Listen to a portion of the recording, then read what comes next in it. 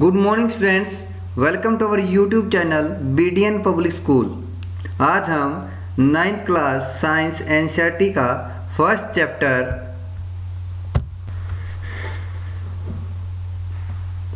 Matter in our surroundings.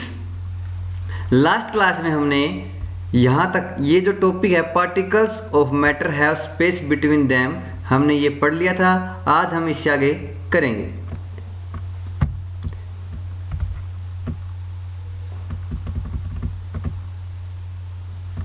Next है particles of matter are continuously moving, कि जो particles हैं, कण है पदार्थ के, वो लगातार मूव करते रहते हैं। ठीक है, अब आगे एक्टिविटी दे रखी हैं, हम उनको पढ़ेंगे। Activity 1.3 put an unlit incense stick in a corner of your class, यानी कि आप एक अगरबत्ती को अपनी कक्षा के कोने में रख दें, जलाकर नहीं, बुझी हुई। ठीक है। How close do you have to go near it so as to get it smell, कि इसकी खुशबू लेने के लिए आपको इसके कितने नज़दीक जाना पड़ता है। Now light the incense stick, अब बुझी हुई स्टिक को यानी कि अगरबत्ती को आप जला दें। व्हाट हैपन्स, क्या होगा। Do you get the smell sitting at A distance, क्या आपको कुछ दूरी पर भी इसकी महक आएगी। रिकॉर्ड योर ऑब्जर्वेशंस, कि आपकी जो ऑब्जर्वेशंस हैं उनको दर्ज करें। ठीक है। नेक्स्ट एक्टिविटी है 1.4 टेक 2 ग्लासेस और बीकर्स फिल्ड विद वाटर, यानी कि आप 2 ग्लास लें जिनके अंदर क्या भरा हो, पानी भरा हो। Put a drop of blue और red ink slowly and carefully along the sides of the first beaker and honey in the same way in the second beaker, यानी कि आप क्या करें, पहले ग्लास के अंदर आप नीली या फिर लाल शाही को आराम से धीरे धीरे डाल दें। ठीक है। और दूसरे ग्लास के अंदर उसी तरीके से, जिस तरीके से आपने शाही को पहले ग्लास में डाला था, दूसरे ग्लास में आप शहद को उसी तरीके से डाल दें। Leave them undisturbed in your house और इन a corner in the class, उसको आप अनछुआ रख दें अपने घर में या फिर अपनी क्लास के कोने में। ठीक है, थोड़ी देर तक उसको छूना नहीं है। ठीक है, अनडिस्टर्ब्ड। आगे रिकॉर्ड योर ऑब्जर्वेशंस, की अपनी ऑब्जर्वेशंस को दर्ज करें। What do you observe immediately after adding the ink drop, कि जैसे ही आप शाही की बूंद को पानी के अंदर डालते हो आप क्या ऑब्जर्व करते हो। What do you observe immediately after adding A drop of honey, और हनी यानी कि शहद की एक बूंद को पानी के अंदर डालकर या फिर डालते ही आप क्या ऑब्जर्व करते हो। हाउ मैनी आवर्स और days does it take for the colour of ink to separate evenly throughout the water, यानी कि इंक ने यानी कि शाही ने उस पानी के अंदर यानी कि जो फर्स्ट ग्लास है उसके अंदर कंप्लीटली पूरी तरह से घुलने के लिए या फिर फैलने के लिए कितने घंटे या दिन लिए। अब आगे रीड करते हैं नेक्स्ट पेज पर। Activity 1.5 same page. Drop a crystal of copper sulphate और potassium permanganate into a glass of hot water and another containing cold water, यानी कि कॉपर सल्फेट या फिर पोटासियम परमैंगनेट को 2 ग्लासेज, जिसके अंदर एक के अंदर क्या भरा हुआ है, गर्म पानी, एक के अंदर ठंडा पानी, उनके अंदर डाल दें बिना हिलाए हुए। अब उसको स्टिर नहीं करना है, उसको घोलना नहीं है छड़ से। ठीक है। Allow the crystals to settle at the bottom, अब जो उसके क्रिस्टल्स हैं उनको तल में यानी कि जो ग्लासेस हैं दोनों उनके तल में बैठने दें, सेटल होने दें। What happens as time passes, क्या होगा जैसे जैसे समय बीतता जाएगा। What does this suggest about particles of solid and liquid, अब ये सॉलिड और लिक्विड के पार्टिकल्स यानी कि कणों के बारे में आपको क्या सुझाव देता है। Does the rate of mixing change with temperature, क्या जो क्रिस्टल्स हैं उनके घुलने की दर है वो टेम्परेचर पर डिपेंड करती है। वाई एंड हाउ, अगर करती है तो क्यों करती है और कैसे करती है। ये जितनी एक्टिविटीज़ ऊपर आपको करवाई मैंने, इसकी ऑब्जर्वेशन आगे डिस्कस की गई हैं, वो हम पढ़ेंगे नेक्स्ट पेज पर।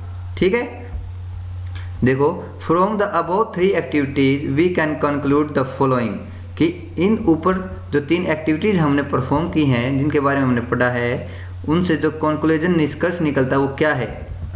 Particles of matter are continuously moving, यानी कि जो मैटर के कण हैं, पदार्थ के कण हैं, वो लगातार मूव कर रहे हैं। That is they possess what we call the kinetic energy, यानी कि उन कणों के अंदर क्या है, काइनेटिक एनर्जी है। काइनेटिक एनर्जी की डेफिनेशन आपने पिछली क्लासेस में पढ़ी होंगी, आज आप इसको खुद याद करोगे, इसकी डेफिनेशन अपनी कॉपी में लिखोगे, ये आपका होमवर्क है। ठीक है, as the temperature rises particles move faster, जैसे जैसे टेम्परेचर बढ़ेगा वैसे वैसे पार्टिकल्स हैं, जो कण हैं, वो तेजी से गति करेंगे।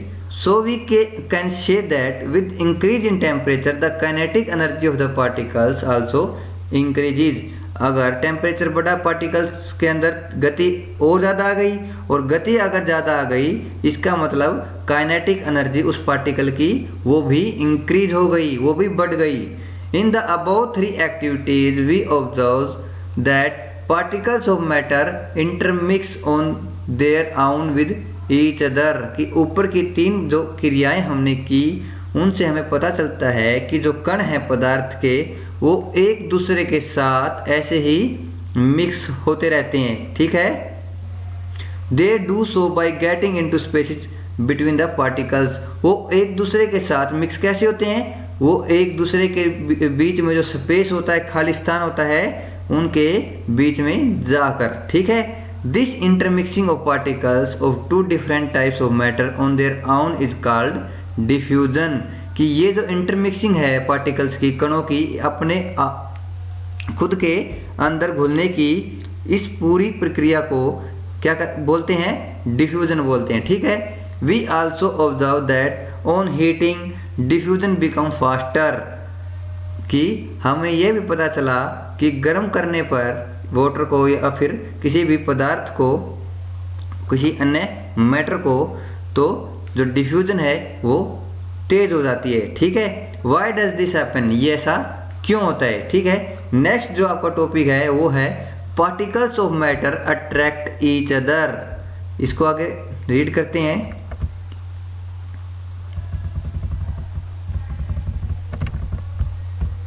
एक्टिविटी 1.6 इसको पढ़ते हैं। आप ये ना सोचें कि सर एक्टिविटीज़ की ऑब्जर्वेशंस को याद करवा रहे हैं, परफॉर्म नहीं करवा रहे हैं। एक्टिविटीज़ को परफॉर्म जब लॉकडाउन खुल जाएगा और आप स्कूल में आना स्टार्ट कर दोगे, उसके बाद आपकी एक्टिविटीज़ भी परफॉर्म की जाएंगी। ठीक है, तब तक हम ऐसे ही वर्बली एक्टिविटीज़ को पढ़ेंगे और उनकी ऑब्जर्वेशंस को याद रखेंगे। ठीक है, अब पढ़ते हैं activity 1.6। Play this game in the field, make 4 groups and form human chains as suggested, कि इस गेम को, इस खेल को खेलो और आप क्या करो, 4 ग्रुप बना दो और क्या करो, ह्यूमन चेन यानी कि इंसान की चेन बनाओ। ठीक है, कैसे बनानी है, जैसे इसने सजेस्ट किया है, जैसा इसने बताया है। The first group should hold each other from the back and lock arms like Bihu dancers, कि देखो ये जो बिहू डांसर्स हैं पिक्चर में शो की हैं, इनकी तरह अपने हाथ एक दूसरे की पीठ पर रखो और अपनी बाजू को लॉक कर लो। ठीक है, एक दूसरे को होल्ड करके रखो। ठीक है, ताकि गिरे ना। और ये बिहू डांसर्स, बिहू एक तरह का डांस होता है। ठीक है, उसमें ये स्टेप्स होते हैं। अब हम आगे जो उसका पॉइंट है वो पढ़ते हैं। The second group should hold hands to form a human chain. अब फर्स्ट ग्रुप का उसने बता दिया कि कैसे अपनी बाजू को होल्ड करके रखना है, लॉक करके रखना है, ठीक है, यानी कि एक दूसरे की पीठ के पीछे। अब सेकंड ग्रुप है, उसमें क्या बताया इसने कि हमने एक दूसरे के हाथ पकड़कर ह्यूमन चेन बनानी है, ठीक है। पहले कमर के पीछे थे हाथ, अब एक दूसरे के हाथ होल्ड करके चेन बनानी है। The third group should form a chain by touching each other with only their finger tips. अब जो तीसरा ग्रुप है वो हमें बनाना है कैसे, एक दूसरे के सिर्फ जो फिंगर हैं, उंगलियों के अगले सिरे हैं, उनको पकड़कर, ठीक है। Now the fourth group of students should run around and try to break the 3 human chains one by one into as many small groups as possible. अब जो चौथा ग्रुप है स्टूडेंट्स का, विद्यार्थियों का, उसको क्या करना है कि ये जो हमने 3 चेन बनाई थी, इनके थ्रो यानी कि इनके अंदर से गुजरना है, इनको तोड़ने की कोशिश करनी है, ठीक है। Which group was the easiest to break and Y.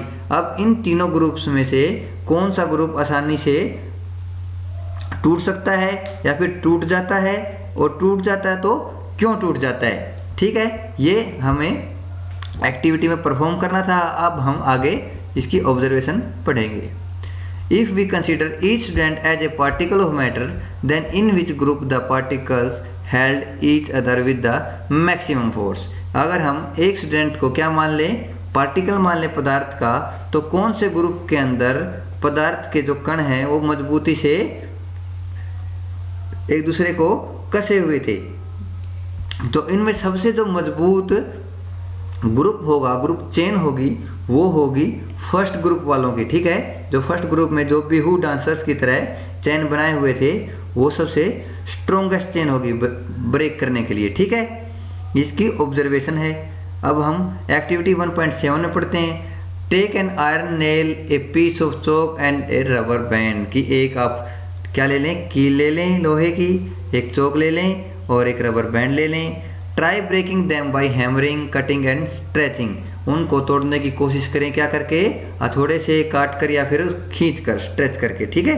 In which of the following 3 substances do you think the particles are held together with great force. कि आप इन तीनों पदार्थों में से किसके कण मजबूती से रखे हुए हैं एक दूसरे के साथ, ठीक है। तो कौन से सब्सटेंस के रखे हुए हैं, आयरन नेल के, क्योंकि कील ठोस है, क्योंकि इसके कण और यानी कि जो चौक है या फिर रबर बैंड है, उसके कणों के कंपैरिजन में काफ़ी क्या होते हैं, स्ट्रोंग होते हैं, स्ट्रोंग हेल्ड करके रखते हैं अपने आप को, ठीक है, कस कर रखते हैं। अब है activity 1.8। Open a water tap, try breaking the stream of water with your fingers. Were you able to cut the stream of water? What should be the reason behind stream of water remaining together? कि इसने बोला है कि एक नल खोलो, ठीक है, जिसके अंदर से पानी आता हो, और पानी की जो धार है उसको आप फिंगर से काटने की कोशिश करो। अब नेक्स्ट पॉइंट दिया उसने, were you able to cut the stream of water. क्या आप जो पानी की धारा है उसको काटने में सक्षम रहे। What could be the reason behind the stream of water remaining together.